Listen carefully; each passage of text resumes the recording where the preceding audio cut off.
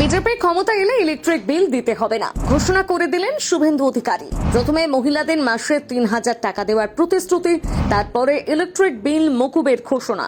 নির্বাচনের আগে বিজেপির বড় ধামাকা। এভাবেই বাংলা জয় করবে গেরুয়া শিবির? কোন স্ট্র্যাটেজিতে এগোচ্ছে বিজেপি? রাজ্যের রাজনৈতিক ময়দানে নতুন করে আলোচনার ঝড় তুলেছেন বিরোধী দলনেতা শুভেন্দু অধিকারী। তিনি ঘোষণা করেছেন পশ্চিমবঙ্গের বিজেপি ক্ষমতা এলে সাধারণ মানুষকে আর বিদ্যুৎ বিল দিতে হবে না। এই বক্তব্য স্বাভাবিকভাবেই সাধারণ মানুষের মধ্যে কৌতূহল ও প্রত্যাশা তৈরি করেছে।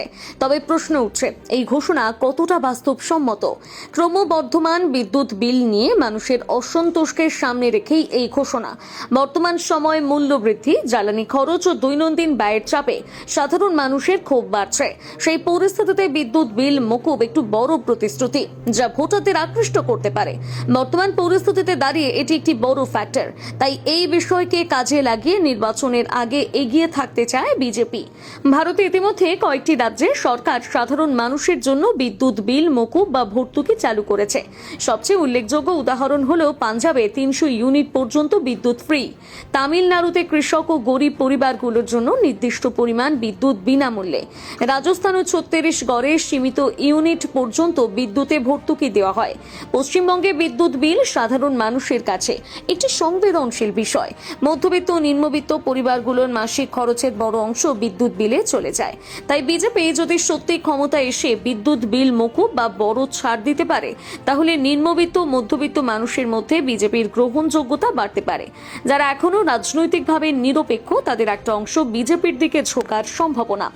ভারতের বিভিন্ন রাজ্যে বিদ্যুৎ বিল মকুব মানুষের মধ্যে জনপ্রিয়তা পেয়েছে, এটা সত্য। পশ্চিমবঙ্গেও যদি বাস্তবসম্মতভাবে এই নীতি চালু হয়, তাহলে বিজেপির প্রতি মানুষের আগ্রহ ও গ্রহণযোগ্যতা অবশ্যই বাড়তে পারে। বিধানসভা ভোটের আগে বঙ্গ সফরে এসে অধরা রাজ্যই যে এখন গেরুয়া শিবিরের দখলের মূল লক্ষ্য, সে কথা ঠারে ঠারে বুঝিয়ে দিয়ে গিয়েছেন প্রধানমন্ত্রী নরেন্দ্র মোদী। বিহার জয়ের পর এবার লক্ষ্য পশ্চিমবঙ্গ, ফের তা বুঝিয়ে দিয়েছেন প্রধানমন্ত্রী নরেন্দ্র মোদী। কিন্তু মাঝে আবার লক্ষ্মীর ভান্ডারের টাকা বাড়ায় অন্য স্ট্র্যাটেজি নেয় গেরুয়া শিবির। শুভেন্দু অধিকারী ঘোষণা করেছেন বিজেপি ক্ষমতা এলে মহিলাদের মাসে ৩,০০০ টাকা করে দেওয়া হবে।